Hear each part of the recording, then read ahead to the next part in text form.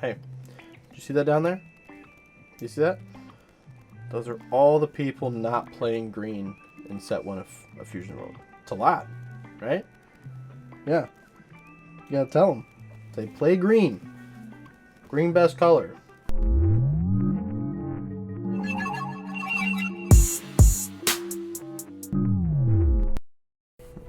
Welcome DBS community, both Masters and Fusion World. My name is Kyle Chris, and welcome back to another video. It's been a few months since we made a video. I think the last one I made was before Nationals, and honestly I've just been enjoying not making content. As weird as that sounds. Just had some other things going on, and this is sort of just taking a back seat. But with Fusion World coming out officially this week, as well as next week, the digital client coming out, I figured I would hop in and start making some content. Now, going forward, a lot of my content will not be, we'll say, as consistent. I'm not going to be making content all the time. Probably a few times a week, but more so, maybe a few times a week. We will be streaming on YouTube for Fusion World, and that will kind of be most of my content. With our locals, and actually I'm going to pull this back up here because this, for whatever reason, didn't save. We don't have a lot of locals for Fusion, or for Masters. A lot of people aren't really interested in playing the game, so it's just not gonna, there's no real reason for me, honestly, to make content for it, right? People are just not playing the game, and that is just kind of difficult to really be motivated to play, so I'm sure a lot of people understand that, and a lot of people are probably feeling the same way. Now with Fusion World, it does seem to be a little more hype around Fusion World. A lot of the stores have been doing well for their pre-releases. We have celebrations this weekend, so that will kind of give us a good idea, but then also we have the digital client, which just makes playing games so much easier. So we'll kind of see. I know me and Kenny wanted to really hop into the podcast of really focusing on Fusion World going forward. We're dabbling in some more Master stuff. Just, yeah, as much as I love Masters, the game really doesn't love us back. And again, our community here in Northeast Ohio has sort of died fully. So there's just not really a lot of places to play. So, but now, enough of the negative. I wanted to sort of go over a tier list for this. Now, I have not really made any deck videos for these, for a lot of these decks when they came out, and a big reason for that is I think I've probably rebuilt most of these decks like 2 or 3 times, and I'm gonna wait until the client comes out and then start posting like deck profile with gameplays, instead of just putting out a deck before the putting on a deck profile before the actual the game comes out, right? There hasn't been a ton of playing, and there's no data to back up like anybody's lists of like, this is a really good list for this deck, right? So I'm kind of going to stay away from that until the set comes out. Then we'll start seeing some data, start seeing some proof of cards being good, not good, and we'll kind of go from there. But I do want to go over the leaders themselves and kind of go over what I think is we're going to see do well.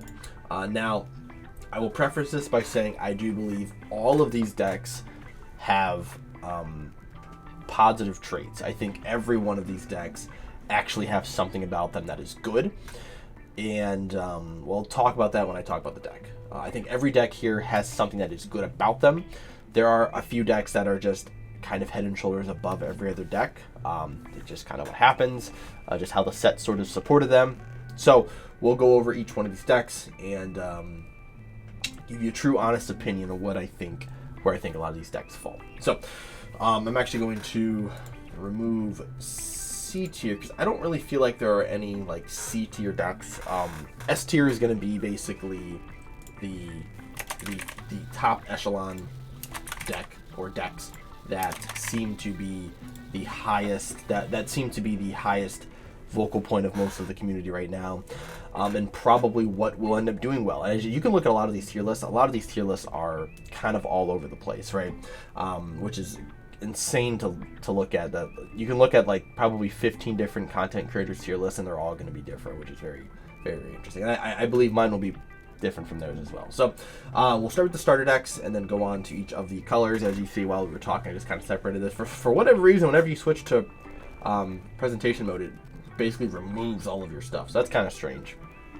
All right, so first is going to be Frieza. I believe Frieza to be an A tier deck. If you're basing it specifically off of the starter deck format, Frieza's the best starter deck just out of the box against the other starter decks. It does have a bad matchup against Vegeta, but then the other two, Frieza sort of just stomps. As the set comes out and you have all the other cards that are kind of supporting Frieza, Frieza seems to be very powerful, but it doesn't seem to outclass a lot of decks. It just seems to kind of be like a very well balanced deck going against everything. There are some matchups with green where I would say Frieza kind of, in yellow especially, seems to sort of push or try to push green out of its top spot, and it does a very good job of that. I think Frieza is going to have a rough time against red, especially Beerus being able to board clear. And then Vegeta, again, I think Frieza sort of loses. Even with the set actually coming out, I think Frieza sort of loses to Vegeta in some cases, just because you have such good board clear, as well as Beerus does, that it makes it really difficult to keep the board of all of your blockers. The positive with Frieza is obviously being able to restand 2 cards per turn, right? You're getting 2 attackers or 2 blockers back. Or attacking, with 2 cards, and you're restanding them to either turn them to blockers or to just use them for combo power. So, very good deck. I think Frieza is going to do very well. You're going to see a lot of Frieza. It probably will be the highest represented yellow deck, at least for the start of the game. And then we have Vegeta. I also believe Vegeta is B tier. What Vegeta does well, for one, obviously having a good matchup against something like Frieza, which is good. So if you have a good matchup against a high tier deck, you're gonna essentially kind of make yourself a high tier deck, or just like a good, really good rogue deck.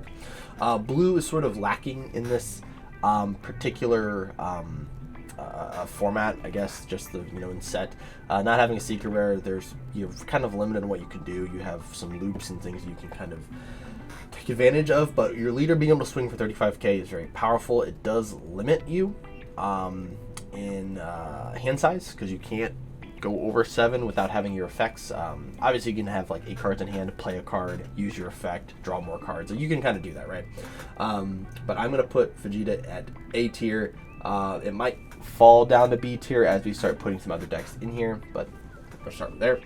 Then we have the starter Goku deck, which I'm calling Red Ku. Just to kind of follow the terms of Masters, right? We just gotta take a Goku deck and just make it a Ku deck. I really like this deck. I think right now, probably B tier. I think it's a little bit below these guys. A lot of it is just because U7 Goku, right, just has such a higher presence in the meta, and then you have Beerus, which is just better board control. What's cool about Red Ku, though, is that it's not going to be a deck that I don't think it's a bad deck. This deck has the ability of playing some very powerful 20k battle cards, turning them into 25k or even 30ks.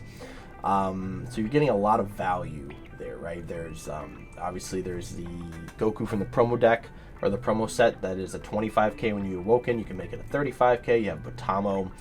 You have the chilled card. You actually can see that you're really playing a lot of the U6 engine, which originally, I never put the video out, but I made Goku as a U6 deck, and it actually functions very well. The one problem right now is not having enough U6 cards that actually matter. So like the Kale and Kefla top end cards are really bad. So it's just better just be able to search all the U7 stuff, including your secret rare. So I think Goku will actually scale into set 2, into set 3, hopefully, as a better deck than something like U7 Goku, because it just generically works with whatever, right? It's not really focused on playing U7 cards. So B tier for now. But I think this deck has a ton of potential to kind of move up. And again, this deck actually does well into a lot of the other mid-range decks. So like if yellow is really popular, I think this deck actually will be able to do well into yellow, because red's just naturally, in this game, it seems red's just naturally better than yellow. but because of all the value that you have, and a lot of yellow cards are 20k or below, playing something like Chilled, which basically shuts down their entire deck, like Ginyu, it makes it very, very difficult for them to be able to get through that. So we're gonna put it in B tier. Then we have Broly. I'm gonna put Broly in S tier. There really is only 2 S tier decks, I feel like, coming out of or coming into set 1, which is going to be Gohan and Broly. Now, these 2 decks are 1A and 1B. I don't think one is all that much better than the second one, but they both do very similar things, and they have one really, really big difference. So, with Broly is the only 25k Awakened leader, making him, I think Whitebeard is the character from One Piece, where this deck sort of resembles in some cases. Being a 25k is huge, right? Like, you're forcing your opponents, if they're swinging with 20ks and 15ks, none of those cards are actually going to be viable. They have to actually commit extra cards from their hand to be able to even match you, right? And then also being able to swing through that, you're instead of getting, going 25k into a 20k, I'm sorry, going 20 into a 20 leader, that's only 5k combo they have to give up. If you're going 25, they have to give you at least a 10k. Not to mention, if you use your leader effect, you go to 30. So Broly is very good. Obviously, the top end for green is insane with the 8 drop. You have the Droid Duo card, the 6 drop. You have the Turleses, and you have so many other things, including your Secret Rare. You sort of just compile this massive board of value, and you just kind of out-resource your opponent later on in the game. Well, Gohan does a similar thing. Gohan's big difference is that Gohan only has the power boost once per turn. So Gohan can go to 35k once per turn by sacking an energy, while Broly can go to 30k on offense, but stays a 25k throughout the rest of the game. So that, in a sense, kind of, works better in Broly's favor. With going against decks that are swinging multiple 20 and 25ks at Broly, you're giving up no cards, if not 1 card per attack, while Gohan has to give up 2 cards, if not 1 big card. And then you're able to get out of 1 big swing generally with the leader effect. So I think both of these are very, very similar. I think what a big difference is going to be in the mirror matchup, where Broly actually has the ability of self-awakening himself far better than Gohan does, because Gohan, there's only 2 green cards. Sorry, there's 3 green cards that self-awaken, 2 that are optimal. No one's going to play the TN that just crits a life. But you have the Paragus from the Broly starter deck, and then you have an Android 17 and 18, so I guess there's 4 cards. Those are 4-cost cards. So those don't really necessarily function with the Gohan deck as well. So you're just kind of hoping your opponent's going to take you down in life, and if they don't, you just kind of just sit there, right? So in the green mirror match, though, you want to be able to get Awoken, and being able to do that with Broly, I think, kind of gives him a slight advantage, while Gohan, I think, will do well into the green matchups, of course. But it's weird. It seems like there's a lot more focus on Gohan than there is Broly. But like I said, I think they're 1A and 1B. So both of these are probably the 2 best decks in the game. And then they all just kind of have some different weird matchups that they sort of lose to. So there's not a lot of things that they actually lose to. I would say like red, like predominantly like U7 red, like aggro is sort of like a bad matchup. Well, I'm sorry, it's a good matchup for them, and stuff like Frieza, Cooler.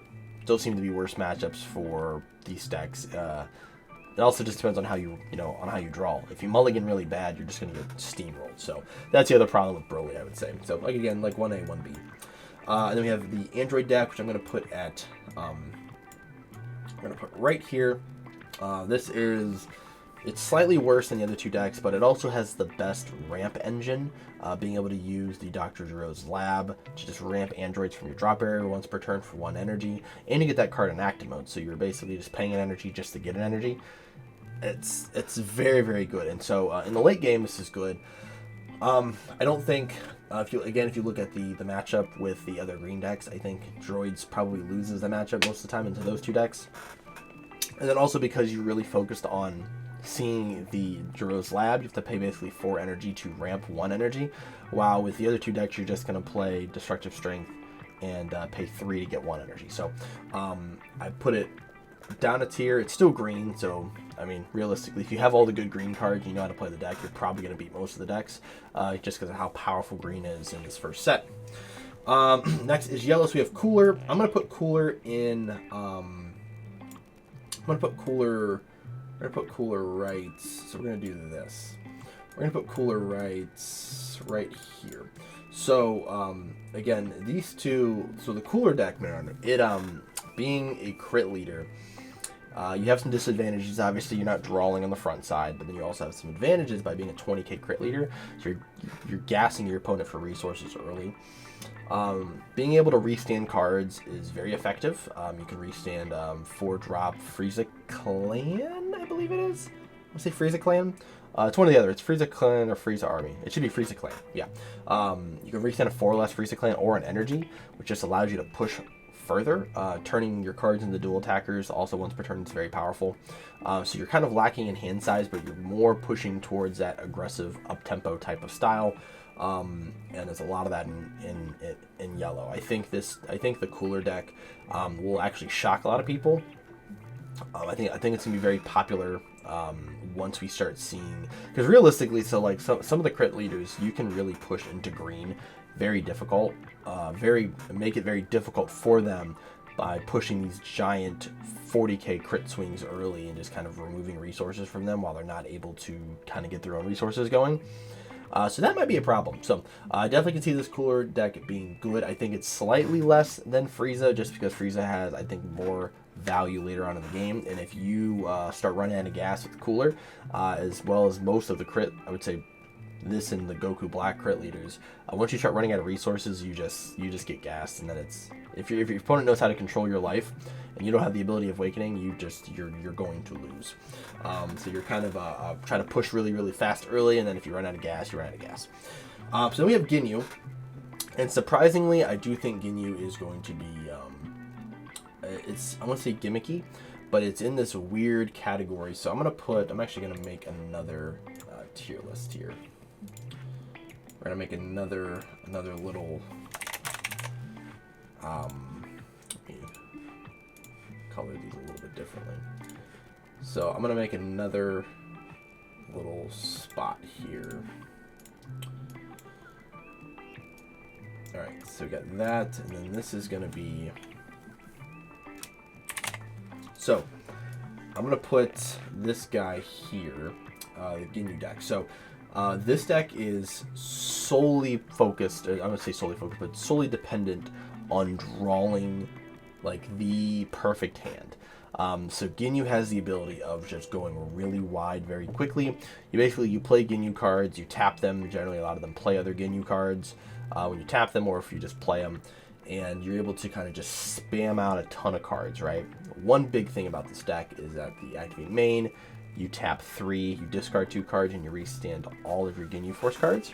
Not to mention you have like the Ginyu Force extra card, which bumps you, I think it's 15k base, or 10k base, and then 5k for every Ginyu card in your leader and battle area, which is huge. You can basically make a card just, gigantic. You can basically give a card like a 40k bump, which is really good. You have the Ginyu SR, which you can use in any of the yellow decks, by the way, which just restands 2 cards. You have 2 Frieza Army cards, and I believe all of the Ginyu cards are also Frieza Army, which functions that way, right? So I do think the Ginyu deck actually is good. I don't think it's bad at all. It's going to go in its own category because it's solely dependent on your hand. If turn 1 and turn 2 you're not spamming the board, you're losing a ton of value, and you might as well just play Frieza at that point. So this is going to be a very high rolling deck. So we'll have to see what happens. I know a lot of people are saying that the Ginyu deck is snapped. We'll see. I'm very excited to build this in the digital client. Then we have Goku Black. I think Goku Black is, if I make another category here, which we're gonna do. I think Goku Black is probably the worst deck in the, I do think it's probably the worst deck out of all of them. Goku Black. So the problem with Goku Black is that the functionality of the deck is that you want to play Zamasu cards and then remove them to play bigger Goku Black cards for cheaper, which you have 3 Goku Black cards. One is you can turn into a 1-drop that draws a card. It's a 20k. One is a 40k skillless, which you can play for 2, and then the 6 cost you can play for 4, which grabs back a 4 cost or less from the drop area, and then you swing, you play a 4 cost. It's a very cool card. I think the problem is that it's not really, like, you're paying 6 for a 40k and then another 25k. Paying 6 for that is just not the greatest. If it had like double strike or something, I would say yes, that's 100% a great card. But your top end's really weak. You don't have enough Zamasus and Goku Blacks to really kind of create a Goku Black deck. It's almost just like an accent to the deck, right?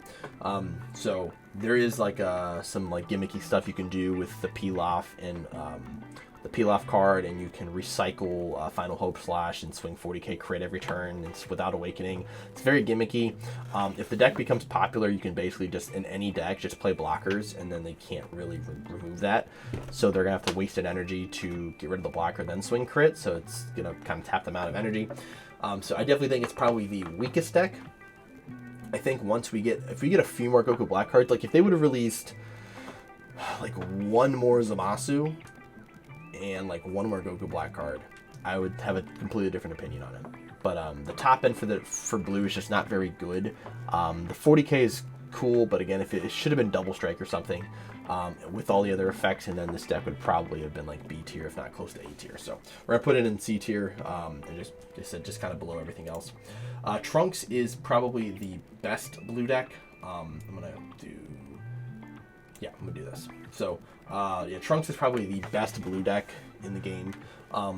Being able to bounce your own cards back to your hand also gives you a lot of effect, because you can recycle those cards after you swung with them, recycle and play them again.